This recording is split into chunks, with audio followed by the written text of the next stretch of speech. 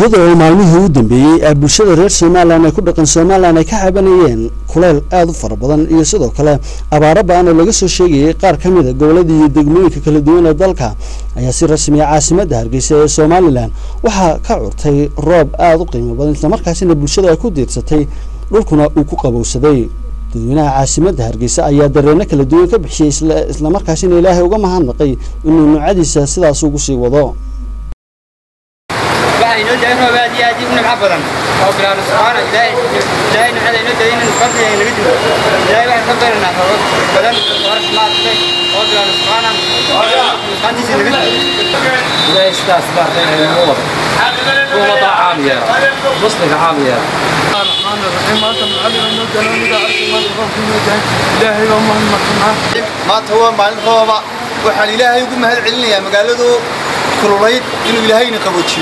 إلهي ونشوي وروب كذي إلهي روب كوحي تبري نويجي